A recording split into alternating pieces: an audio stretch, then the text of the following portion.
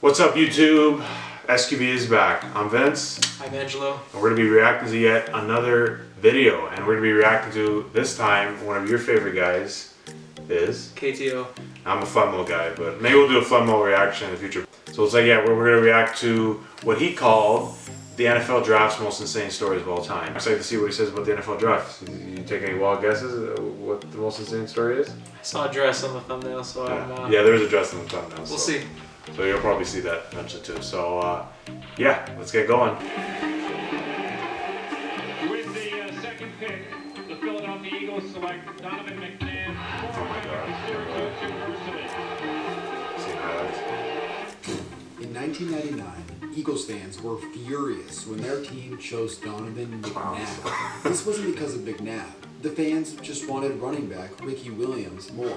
I hear he's the pretty whole city good. of Philadelphia. It was called when, for the actual draft. My mom started crying a little bit. My dad just kind of looked at me because he understood my approach and my attitude. Your mom cried because of the Imagine getting drafted in the NFL and all the It's fan base kinda was embarrassing for your kid to go through. I'm sure they got proved wrong when What's after crazy his is, career was 2 over. picks later, a string of events would lead to an even more ridiculous moment. His mom's not having Well, it. Chris, the Ricky Williams wait is just about over. The Saints have just completed a trade with the Redskins for this pick, and they will take Ricky Williams. Terms of that not known at this time. When I was on the phone with the War Room, the celebration was so loud at that point I was unable to get the details right now. Ricky Williams was widely considered the best college football player the previous season. The dude had one of the greatest college football careers of all time. He was so impactful, Texas just recently renamed their football He had field 27 after him, touchdowns? Earl Fuck. Campbell. 2000 But with all okay, that being that's, said, what Mike Ditka gave up to nuts. get him was astonishing. To move think up I've seen just this. 7 spots in the draft, they traded every single pick from That's the fucking 1999 draft retarded. and their first and third rounders the following year.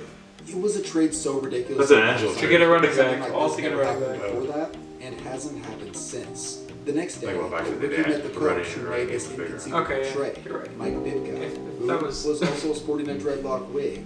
At the time, the football world made a huge deal about Ricky's hairstyle, and Ditka went along with it. To some, this may have been offensive, and to others, it was just... Like, how'd that even happen? What Like, happened you next think that's like a meme or the something. icing on the cake.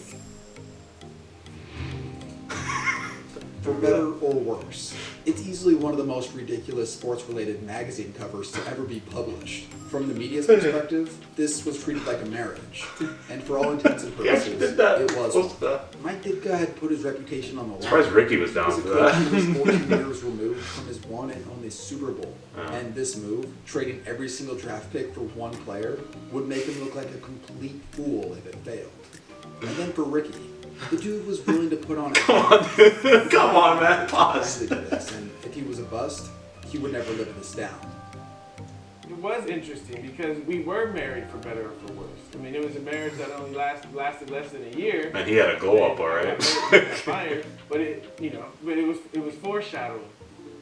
After the Saints went 3-13, Ditka was fired and never coached in the NFL again.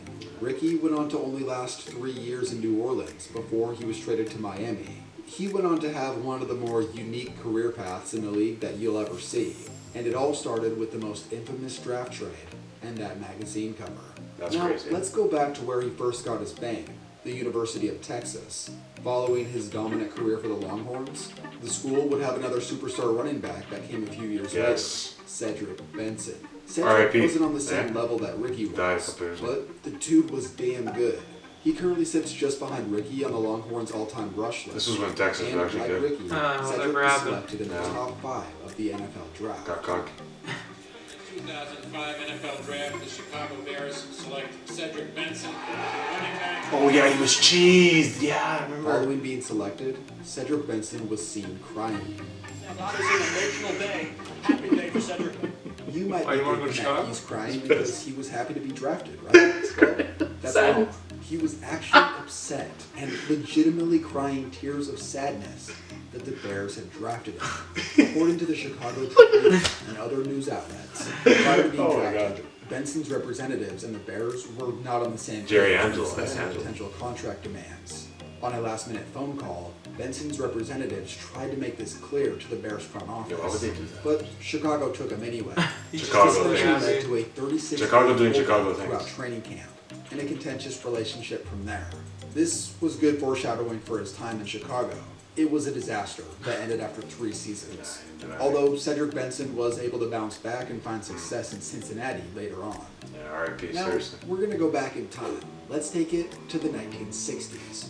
During this era of professional football, it was a much tougher time to evaluate talent coming into the NFL, since there wasn't as much coverage of potential prospects. But the Dallas Cowboys had done an excellent job of finding no-name players from smaller schools. And in 1968, they thought they found a diamond in the rough at Mississippi Valley State, a 6'4" receiver named Dave McDaniels. While watching him perform the 40-yard dash at his school, the Cowboys clocked McDaniels in at a blistering 4.40. In that day and age, that was as fast as they came. They found that time was legit too, since scouts from other NFL teams got the same time. And when he was still available in the second round, the Cowboys snagged him. Then training camp came around and they retimed him. To the team's dismay, McDaniels clocked in a 4.73, which was significantly slower than before. How do you slow They that were down? thinking there was no way he could have ran a 4.40. Confused by this, the Cowboys contacted Mississippi Valley State, and they found out that the track that he was timed on was 1.5 yards short of That's QB combine was better. 35 feet off the proper distance. Now, if you didn't know, just 0.3 seconds makes a huge difference in a short sprint. From an NFL wide receiver standpoint, that goes from elite to not being fast enough to get on the field. That's crazy. Long story short, Dave McDaniels didn't last long 4 in the games. NFL, only appearing in 4 games. What a joke. Funny enough, he was actually traded from the Cowboys for none other than Mike Ditka back when he was a player. But anyways, let's move on to the 1994 NFL draft. So I've already brought up one Heisman winner with Ricky Williams. Now in 1993, it was Florida State quarterback Charlie Ward. The dude was a beast. He won the Heisman Trophy by the 4th largest margin, and he led the Seminoles to a national championship victory. As the 1994 draft approached, his mother reported that the family was told he was probably a 3rd or 5th round pick. The thing was, Ward made it very clear he wouldn't even consider playing in the NFL unless he was taken in the first round. And that's because he was an even better basketball prospect. After playing both football and basketball in college, he was taken in the first round of the 1994 NBA draft by the New York Knicks. Okay, you want to talk about all-time athletes? Charlie Ward was not only a first-round NBA pick and a mid-round NFL prospect, he was also drafted they didn't even twice mention this guy in the anymore, MLB. Oh, As for you the got NFL drafted draft, MLB. And Ward tennis? was selected after he And made baseball, it clear that wow. he was going to the NBA. Wow. But funny enough, What a the G. Chiefs had reached out to Ward while he was on the Knicks to be Joe Montana's backup, which he declined. To Yeah, this why the day, fuck would he do Charlie that? Ward is the only Heisman Trophy winner to have played in the NBA. There's more money I than actually in helped make a basketball and video less about him injuries. with Mike Orzembo on his channel if you want to check it out. 1 year following Ward denying the NFL, Zach Wilson. another college Back football in the day. prospect opted out of being drafted, but for completely different reasons. So, Eli Herring was a standout offensive lineman for BYU. Yeah. He stood at a massive 6'8" and 330 Jesus. pounds. Projected as a 1st to 3rd round prospect, Herring told the league that he wasn't interested. That's because he was Mormon. He wrote letters to every NFL Is that team you can't play on telling Sunday? them that since games were on Sundays, he Yeah. couldn't play What a because guy. it was the Sabbath. Most teams got the point. In fact, 29 of the 30 teams completely what he understood and drafted didn't him. waste a draft pick on him. But then The Raiders. Of course, the won. Raiders. And in the 6th round of the Raider 1995 Nation. NFL Draft, they selected him. Fucking They idiots. offered Herring $500,000 a season for 3 years to try and sway his opinion, but it didn't work. They even started sending other Mormons to his house, hoping to convince him otherwise. But Herring politely said no, and went on to become a teacher for $22,000 a year. Jeez. So we covered a Mormon who denied the NFL, a Heisman winner who chose the NBA, a receiver who got drafted for running 38.5 yards, a running back who cried because he was drafted by the Bears, another running back who put on a dress, and finally, the Syracuse alum who was booed by Eagles fans. To wrap this video up, we are going to go back to 1999. Oh no. Like Donovan McNabb, Norm Michael was also a standout player for Syracuse, a 6'2" fullback who was a bruiser. So anyways, one day, Norm Michael was casually reading the local newspaper. He was looking through a section that had all the Syracuse alumni that were selected in the NFL draft. While going down the list, Norm Michael saw his own name. No way. This came as a shock because he never knew this. No one had ever told him. Just like Donovan McNabb, he was drafted by the Philadelphia Eagles. The only problem was he read this newspaper in 1999, and Norm Michael was drafted in 1944. How old is this guy? Crazy, right? What happened was the Eagles had drafted him back in 1944, but keep in mind, this was during World War II, so many young men had entered the military. Norm was one of these people.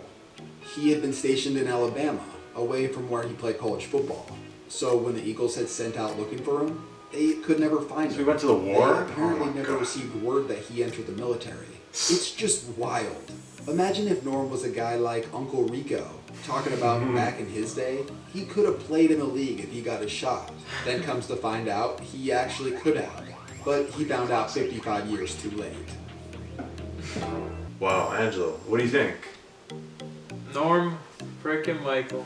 Bruh, that means anybody can make the NFL, I think, eh? That was in the 40s, Vince. Yeah, I know. So, I don't know. I think it's time to put on a dress. Maybe you and Nick. Yeah, maybe put on a dress. Maybe we'll make a nice Sports Illustrated cover. Yeah. Newlyweds when he returns. Oh my god, dude. Ricky, man, what were you thinking, man? You were desperate, man. Holy fuck. How for a about Mike paycheck. Ditka? Come on. Oh, come on, dude. With the dreads first, and then he. Oh, yeah, I know. Damn, KTO. KTO finding all these gems of stories. As usual. Yeah. These, I know he takes forever, like, to put out uploads because he puts so much work into it, too, so. Yeah. If you guys are enjoying the NFL draft, has anything happened? Has your team done what you wanted them to do? Because they probably didn't, because that's what a lot of teams do. Hey, I'm calling it now, beforehand, just to hear it. Yeah. Aaron Rodgers to the Broncos, and Justin Fields to the Patriots. Okay. I like that. Let's do that. We'll see.